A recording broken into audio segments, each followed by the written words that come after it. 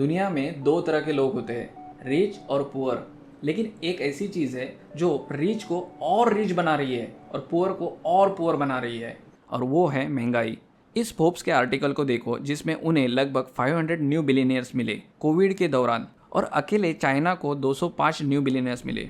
1 billion मतलब 8,500 crore rupees. Corona में तो बहुत लोगों का लॉस हुआ, राइट? तो ऐसा क्या हुआ कि उल्टा अमीर लोग और अमीर हो गए? कोरोना में जब मार्केट गिरी और उसके बाद जब मार्केट बढ़ी, तब मार्केट ने सबसे ज्यादा रिटर्न्स दिए हैं। जिनके पास अच्छे शेयर्स थे वो लोग और अमीर हो गए। ये सारी चीजें इन्फ्लेशन के साथ कनेक्टेड है और हम लोग आज वही डिस्कस करने वाले हैं। ये वीडियो एक फ्लो में जा रहा है, एंड तक देखना। इस वीडियो के एंड में हम लोगों ने एक एग्जाम्पल दिया है जो रिच इंसान को क्यों रिच बना रहा है और पुअर इंसान को क्यों पुअर बनाता है, वो आपको क्लियर हो जाएगा। और इस एग्जाम्पल को बिल्कुल मिस मत करना। अगर प्लेन लैंग्वेज में समझे तो महंगाई आपके पैसे की रियल वैल्यू को धीरे धीरे खा जाती है।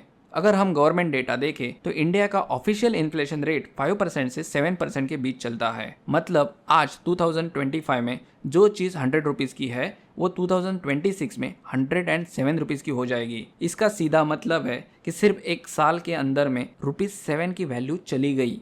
अब सोचिए, अगर आपके पास आज 100 है और आपने बिना इन्वेस्ट किए घर में रख दिए तो 10 ईयर्स के बाद उसकी रियल वैल्यू सिर्फ 48 रुपीज़ रहेगी।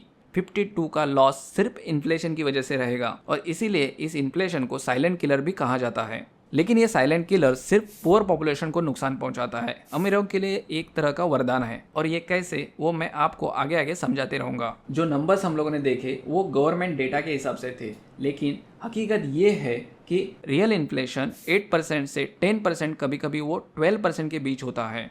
लेकिन इस डेटा को कोई ओपनली डिस्कस नहीं करता है, इसीलिए आपको ये कभी नहीं दिखाई देगा। और आज हम इसीलिए इसके ऊपर बात करने वाले हैं। सबसे बड़े खर्चे जो मिडिल क्लास और लोअर मिडिल क्लास को इम्पैक्ट करते हैं, एजुकेशन, स्कूल कॉलेज की फीस हर साल बढ़ती है, फूड, हर साल ग्रोसरीज महंगी होती जाती है, हाउस यानी रियल इस्टेट, घर खरीदना एक बड़ा सपना होता है जो इन्फ्लेशन के साथ और महंगा होते जाता है, गोल्ड, शादी हो या कोई इंपॉर्टेंट इवेंट, गोल्ड की ज़रूरत पड़ती है और इसका प्राइस भी हर साल बढ़ता है। हेल्थ केयर, बीमारी आई तो इलाज का खर्चा एक बर्डन बन सकता है। अभी इधर मैं आपको समझाता हूँ कि गोल्ड आज ऑलमोस्ट 1.20 लाख के ऊपर पहुँच गया है।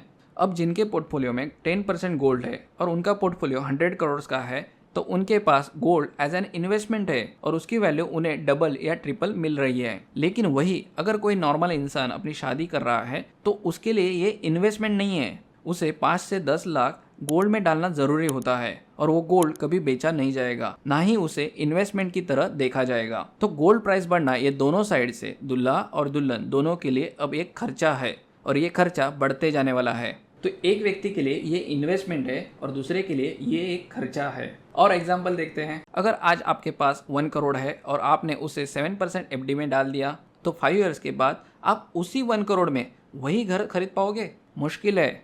ऑफकोर्स एरिया वाइज ये टॉपिक डिबेटेबल हो सकता है, लेकिन आप अगर इधर ध्यान देंगे 13% CAGR के साथ ये प्राइसेस बढ़ रहे हैं। यहाँ आप सिटी वाइज ग्रोथ देख सकते हैं और फोरकास्ट में ये 6.5% से 7.5% के बीच हो सकते हैं। आप सभी को पता है कि रियल एस्टेट के प्राइसेस किस तरह से बढ़ रहे हैं और गलती से कोई एयरपोर्ट, कोई बड़ा प्रोजेक्ट या कोई नई डेवलपमेंट हो जाए तो ये प्राइसेस 12 से 15% या उससे ज़्यादा बढ़ सकते हैं। इसीलिए जो 7% रिटर्न्स है वो रियल एस्टेट के इन्फ्लेशन के सामने कुछ भी नहीं है। तो अभी 7% वाले रिटर्न्स को हमें भूल जाना चाहिए। लेकिन ये एक अमीर इंसान के लिए बेनिफिट करेगा, क्योंकि अगर उनके पास कुछ लैंड और रेसिडेंशियल या कमर्शियल प्लेसेस में इन्वेस्टमेंट है तो वो चाहेंगे कि रेट बढ़े और जितना बढ़ेंगे उतना उन्हें बेनिफिट होगा। लेकिन एक नॉर्मल इंसान के लिए ये एक बर्डन रहेगा। अगर उन्हें एक घर बनाना है तो उनके लिए 20 to 30 ईयर्स तक ये लोन बना रहेगा और उस लोन से निकलते निकलते उनकी लगभग पूरी लाइफ उसी में निकल जाएगी। इसीलिए नॉलेज एक बहुत ज़रूरी चीज़ है। टेंशन मत लो, मेरा काम आपको सिर्फ प्रॉब्लम बताना नहीं है, सोल्यूशन भी देना है। लेकिन प्रॉब्लम को समझना बहुत ज़रूरी है, तभी मैं आपको सोल्यूशन दे पाऊंगा। मुझे आपकी तरफ से एक सपोर्ट चाहिए होगा कि इस चैनल को आगे बढ़ाने के लिए आप मेरी एक हेल्प करें, ताकि मैं ज़्यादा से ज़्यादा लोगों तक पहुंच पाऊँ। ज़्यादा आपको कुछ करना नहीं है, इस वीडियो को आपके फैमिली या फ्रेंड्स के साथ शेयर करना है। चलो अब हम एजुकेशन इन्फ्लेशन को समझते हैं। अगर अच्छे कॉलेज की बात करें तो उनका इन्फ्लेशन 10 से 12% तक होता है। इसका मतलब 2014 में जिस कॉलेज की फीस 1 लाख थी, आज वो 3.11 लाख के ऊपर रहेगी। 2024 में 3.11 लाख वाली फीस 2034 तक 8 लाख हो जाएगी। आज के टॉप कॉलेजेस की फीस 12 लाख है, जो अगले 10 ईयर्स में 31 लाख तक पहुंच सकती है। अगर फूड या हेल्थ केयर इन्फ्लेशन के बारे में बात करें तो फूड इन्फ्लेशन हर साल 6 to 8% से बढ़ रहा है। मतलब 100 रुपीज़ की चीज़ 10 ईयर्स के बाद 216 रुपीज़ की हो जाएगी। हेल्थ इंश्योरेंस पॉलिसी लेकर आप हेल्थ केयर इन्फ्लेशन को शायद मैनेज कर सकते हो, लेकिन बाकी सब चीज़ों के लिए सिर्फ एक ही सोल्यूशन है, इन्वेस्टमेंट। अब तक जितना समझा उससे एक बात क्लियर है, अगर सिर्फ इन्फ्लेशन को काउंटर करना है तो सेविंग्स के ऊपर कम से कम 10 से 12% का रिटर्न अर्न करना पड़ेगा। अगर आप सिर्फ 3 to 4% अर्न कर रहे हो तो आप हर साल 6 to 8% का डायरेक्ट लॉस कर रहे हो। मतलब सिर्फ सेविंग इंपॉर्टेंट नहीं है, बल्कि 10 to 12% या फिर उससे ज़्यादा का रिटर्न अर्न करना भी ज़रूरी है। How to beat inflation and build wealth. चलिए एक एग्जाम्पल से समझते हैं। Inflation 10%, investment amount 1000 rupees. अगर आप 15% रिटर्न अर्न करते हैं 10 ईयर्स के लिए तो आपकी टोटल अमाउंट 4046 हो जाएगी। लेकिन इसमें से 2594 सिर्फ इन्फ्लेशन को बीट करने में चला जाएगा, और जो 1452 एक्स्ट्रा आएगा वही आपका एक्चुअल प्रॉफिट होगा।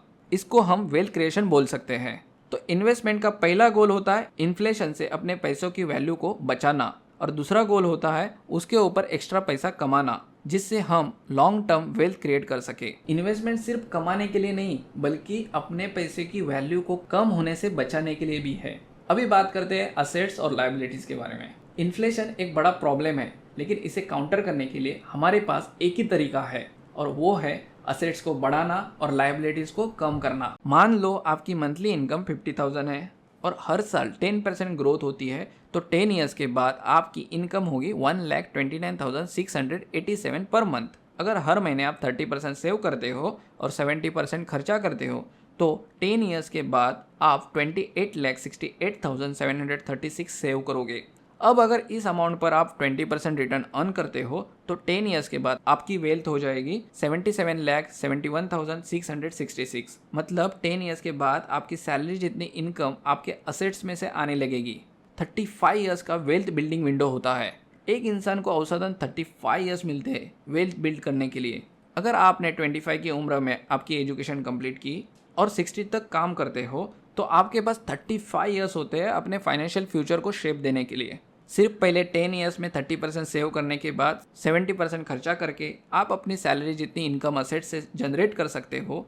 अब सोचो अगर 35 ईयर्स तक ये करते रहे तो आप कितनी वेल्थ बना सकते हो। हमारी सबसे बड़ी दिक्कत क्या है, आज हर किसी को हर चीज़ सिर्फ 2 या 3 ईयर्स या मैक्सिमम 5 ईयर्स में चाहिए। पॉसिबल है, लेकिन रिस्क भी है। हाई रिस्क लेने के लिए ज़्यादा नॉलेज और मैच्योरिटी चाहिए। एंटरप्रेन्योर्स, फिल्म स्टार और स्पोर्ट्स पर्सन इसी माइंडसेट से आगे बढ़ते हैं, लेकिन 90% एंटरप्रेन्योर्स फेल होते हैं। फिल्म इंडस्ट्री में 1% से कम एक्टर्स सक्सेसफुल होते हैं। स्पोर्ट्स में भी यही हाल है, 99% लोग स्ट्रगल करते हैं। इनका स्ट्रगल लाइफ लॉन्ग चलता है, लेकिन इनको सोसाइटी तभी नोटिस करती है जब ये लोग बहुत सक्सेसफुल होते हैं या फिर कंप्लीटली फेल हो जाते हैं। तो आप बोलेंगे स्मार्ट अप्रोच क्या हो सकता है? अगर आपके अंदर ये हाई रिस्क लेने की क्षमता है तो जरूर ट्राई करो, क्योंकि इसमें ज़्यादा वेल्थ है। अगर आपको ज़्यादा वेल्थ मिलेगा तो आपके पास जल्दी जल्दी ज़्यादा असेट्स क्रिएट हो सकता है। लेकिन अगर नहीं तो एक सही एग्जिट प्लान बनाओ। द बेस्ट स्ट्रेटेजी इज एक अच्छी जॉब पकड़ो, सही इनकम ग्रैब करो, लाइफ को अच्छे से प्लान करो, असेट्स बिल्ड करो, लायबिलिटीज को कंट्रोल करो। बस थोड़ा एक्स्ट्रा एफर्ट डालकर अपनी इनकम को बढ़ाओ और उसे असेट्स में कन्वर्ट करते जाओ। अभी मैं उस टॉपिक के ऊपर वापस आता हूँ जो मैंने स्टार्टिंग में बताया था। इन्फ्लेशन अमीर को और अमीर बनाता है और गरीब को और गरीब।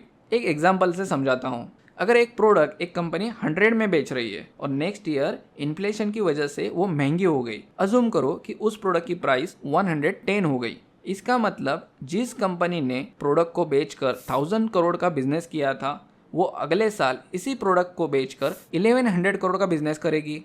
अगर इस कंपनी की मार्केट वैल्यू 10,000 करोड़ थी तो नेक्स्ट ईयर आते आते अप्रोक्सीमेटली 11,000 करोड़ या उससे ज़्यादा की हो जाएगी। तो इस सिनारियो में वही बिजनेस पर्सन सेम बिजनेस करते हुए सिर्फ इन्फ्लेशन की वजह से अपने पॉकेट में 1000 करोड़ की एक्स्ट्रा वैल्यू गेन कर रहा है। तो जो नॉर्मल इंसान उस प्रोडक्ट को खरीद रहा था उसके पॉकेट से एक्स्ट्रा 10 गए और वही 1000 करोड़ की वैल्यू बिजनेस पर्सन के पॉकेट में एक्स्ट्रा जुड़ गई। लगा झटका। इन्फ्लेशन से एक को फायदा हुआ और दूसरे को नुकसान हुआ। और अगर आपको इस तरह का फ़ायदा लेना है तो आपके पास असेट्स होने चाहिए। जितने ज़्यादा असेट्स उतना ज़्यादा आपका प्रॉफिट बढ़ सकता है। तो इसीलिए आपको असेट्स बढ़ाना है और लायबिलिटीज़ को कम करना है ताकि आप इस तरह का प्रॉफिट कमा सकते हैं। तो ये ओवरऑल सिनारियो सिर्फ अमीर और पुअर का नहीं है, ये ओवरऑल सिनारियो असेट्स को बिल्ड करने का है और लायबिलिटीज़ को कम करना है। जिसके पास जितने ज़्यादा असेट्स उतना ज़्यादा वो इंसान अमीर होते जाएगा और जितनी ज़्यादा जिसके पास लायबिलिटीज़ उतना वो इंसान गरीब होते जाएगा। और यही रियलिटी है। तो चलो दोस्तों, अभी मिलते हैं नेक्स्ट वीडियो में।